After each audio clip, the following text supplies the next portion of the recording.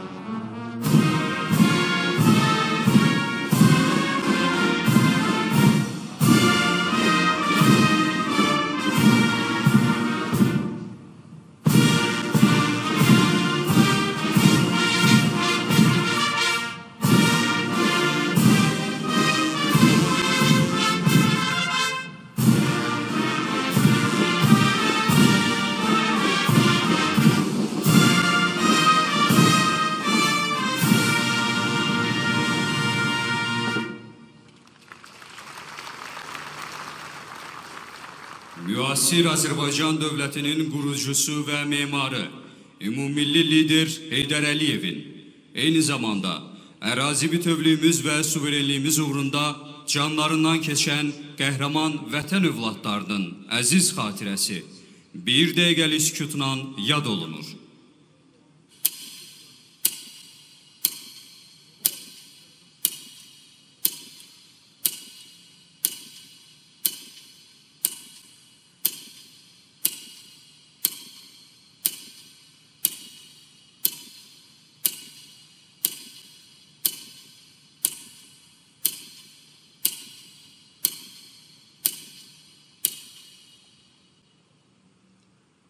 Allah rəhmət eləsin.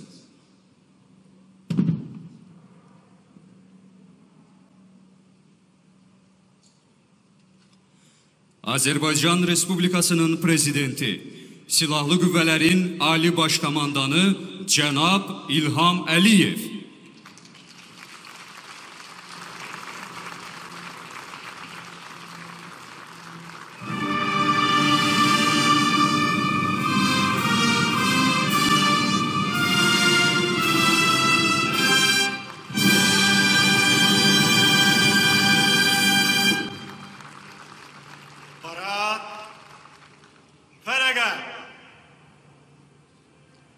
Salamlama vəziyyətini al. Diqqət, mərkəzə. Cənab Azərbaycan Respublikası Prezidenti, Silahlı Qüvvələrin parad heyətləri Vətən müharibəsində qələbənin 5-ci ilində həsr olmuş hərbi parada düzülüb. Müdafiə Naziri General-Polkovnik Zakir Həsənov. Salam əskər.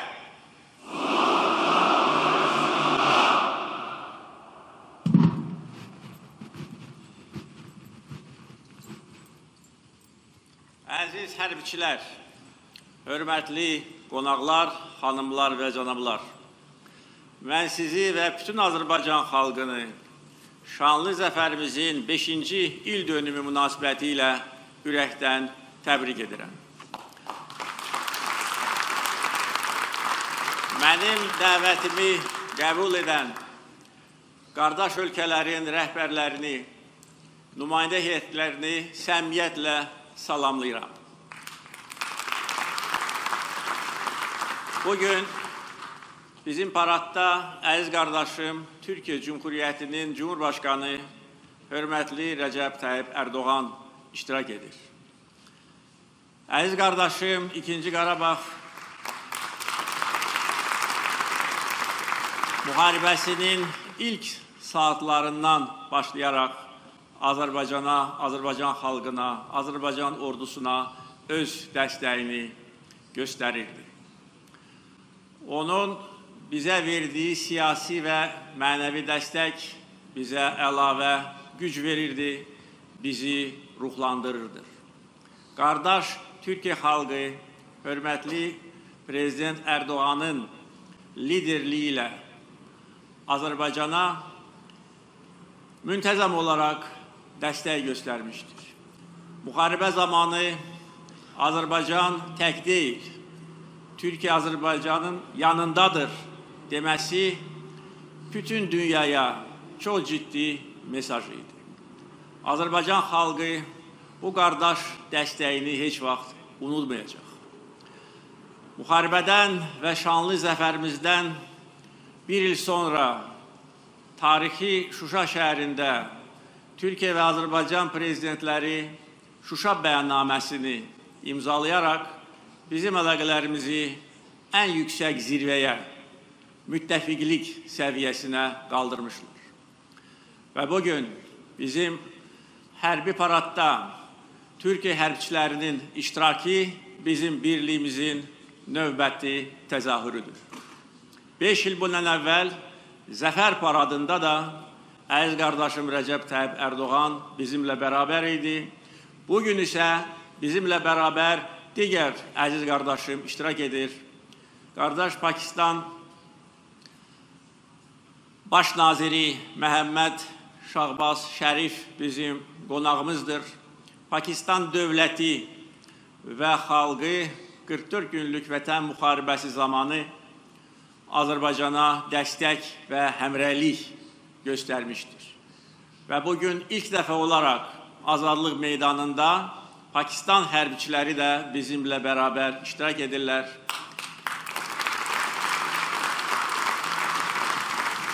Və bu üç ölkənin, Azərbaycan, Türkiyə, Pakistan xalqlarının, ordularının birliyinin təzahürüdür.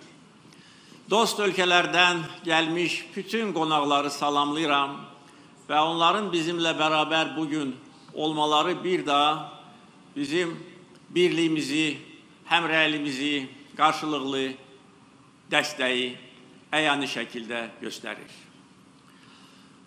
90-cı illərin əvvəllərində Ermənistan Azərbaycana apardığı işğalçılıq siyasəti nəticəsində torpaqlarımızın təxminən 20% işğal altına düşmüşdür.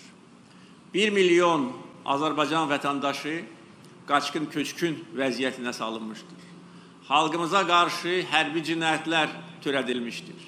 Xocalı soyqırımı törədilmişdir. Etnik təmizləmə siyasəti aparılırdı. Bu bizim iradəmizi sındırmadı. Azərbaycan heç vaxt işğalla barışmaq fikrində deyildi.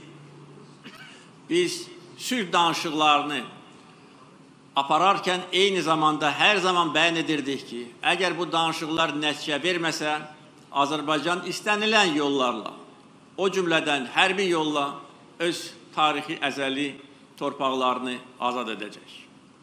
Uzun müddət davam edən danışıqların nəticəsi sıfır olmuşdur. Onun da əsas səbəbi o idi ki, Ermənistan öz xoşu ilə bir qarış torpaq azad etmək fikrində deyildi. Ermənistan arxasında duran bəzi dövlətlər isə onlara siyasi, iqtisadi və hərbi dəstək göstərərək onlarla həmrəy idi. Onların fikri əzəli Qarabağ torpağımızı Azərbaycandan qoparıb Ermənistana birləşdirmək idi. Bizim isə siyasətimiz ərazi bütövlüyümüzü, suverenliyimizi tam bərpa etməkdən ibarət idi. Hələ 2003-cü ildə ilk dəfə Azərbaycan prezidenti vəzifəsinə seçiləndə mən bəyan etmişdim ki, nəyin baxasına olursa olsun biz öz doğma torpaqlarımızı azad edəcəyik. Biz güc topluyurduq və ildən ilə, aydan aya gücümüz artırdır. Biz beynəlxalq arenada öz səsimizi ucalda bildik. Bütün aparıcı beynəlxalq təşkilatlarda ölkəmizin münaqişə ilə bağlı mövqeyi üstünlük təşkil edirdi. Bir çox qərar və qətnamələr bizim zəfərimizin hüquqi və siyasi əsasını təşkil edirdi. Biz güclü iqtisadiyyat qurmuşduq və əgər bunu etməsəydik, bizim maliyyə imkanlarımız çox məhdud idi. Biz iqtisadi müstəqillik qazanmışdıq və bugün Azərbaycan iqtisadi cəhətdən heç bir ölkədən asılı deyil. Bu bizə daha böyük siyasi güc verirdi. Biz müstəqil siyasət aparan ölkə idik və bu amillər, digər amillərlə bərabər bizi şanlı zəfərə yaxınlaşdırırdı. Azərbaycanda ictimai, siyasi sabitlik tam bərqərar olmuşdur. Vətəndaş həmrəyliyi, vətəndaş birliyi, xalq iqtidar birliyi əsas amillərdən biridir. Biz gənc nəsli vətənpərvərlik ruhuna, vətənə sevgi ruhunda tərbiyə eləmişik və bizim gənclərimiz 44 gün ərzində öz sinələrini qabağa verərək, güllə altına gedərək tarixi torpaqlarımızı işğalçılardan azad etdilər. Və vətənpərvərlik, mənəvi keyfiyyətlərimiz şanlı zəfərimizin əsas amillərdən biridir. Biz enerji və nəqliyyat layihələrini uğurla həyata keçirərək bir çox ölkələr üçün, böyük coğrafiya üçün əvəz olunmaz ölkəyə çevrildik. Və bütün bu amillərlə bərabər ordu quruculuğu hər zaman prioritet məsələ olaraq qalırdır. Biz güclü ordu, güclü silahlı qüvvələr yaratmışıq. Ordumuzun döyüş qabiliyyətini artırmışıq. Ordumuzu ən müasir silahlarla, texnika ilə təchiz etmişdik. Və bütün bu amillər və digər amillər bizim qələbəmizi, şanlı zəfərimizi şərtləndirmişdir. Ermənistan isə düzgün nəticə çıxara bilməmişdir və 2-ci Qarabağ müharibəsi ərəfəsində daha da azğınlaşmışdır. Bizə qarşı yeni ərazi iddiaları ilə çıxış etməyə başlamışdır. Onlar bizi yeni müharibə ilə hədələyirlər. Hətta deyirlər ki, onlar yeni torpaqlar uğrunda yeni müharibə aparacaqlar və Azərbaycanı tam işğal edəcəklər.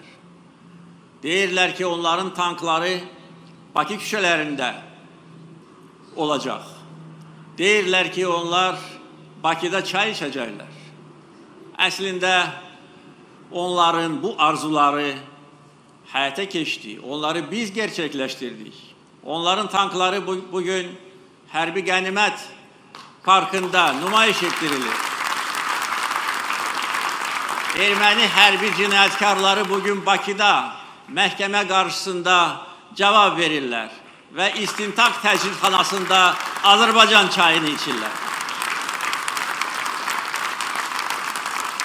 44 gün ərzində bizim şanlı silahlı qüvvələrimiz hər gün irəli gedirdi.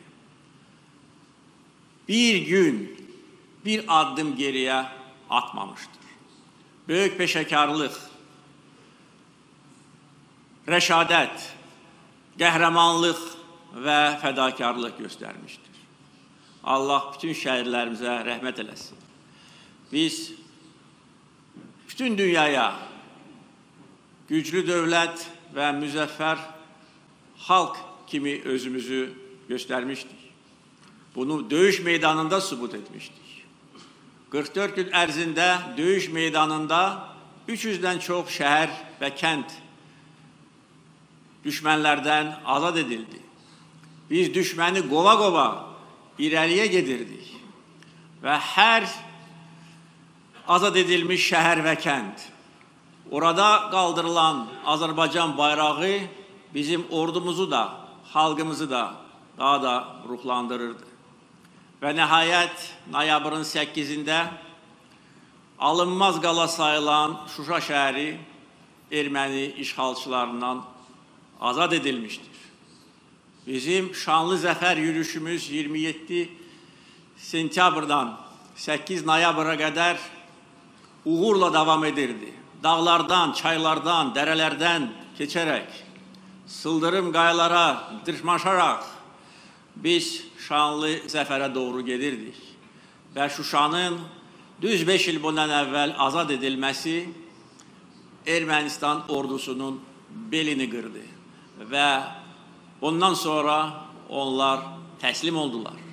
Ondan bir gün sonra noyabrın 9-undan 10-una keçən gecə Ermənistan rəsmən təslim olaraq kapitulyasiya aktına imza atdı. Beləliklə, biz ərazi bütövlüyümüzü, tarixi ədaləti, beynəlxalq hüququ və milli ləyaqətimizi özümüz bərpa etdik. Bugün isə Qarabağ və Şərqi Zəngəzur dirçəlir. Bugün böyük qayıdış proqramı icra edilir. Məktəblər, xəstəxanalar, sənaye müəssisələri, elektrik stansiyaları, su anbarları, evlər tikilir. Artıq 60 mindən çox insan azad edilmiş torpaqlarda yaşayır, çalışır və təhsil alır. Bütün bu tarixi nailiyyətlərlə bağlı bir daha əziz xalqımı təbrik edirəm. Biz qürur hissi ilə bu 5 ili yaşamışıq və əminəm ki, bundan sonra Azərbaycan xalqı qəhrəman, müzəffər xalq kimi, Azərbaycan dövləti, qalib dövlət kimi əbədi yaşayacaqdır. Biz bu torpaqların sahibləri Qarabağa, Şərqi Zəngəzura qayıtmışıq və bundan sonra bu torpaqlarda əbədi yaşayacağıq. Bu torpaqlarda əbədi Azərbaycan bayrağı dalğalanacaqdır. Mən bütün Azərbaycan xalqını bir daha şanlı zəfərimiz münasibəti ilə ürəkdən təbrik edirəm. Azərbaycan xalqına can sağlığı, yeni uğurlar arzulayıram. Qarabağ Azərbaycandır.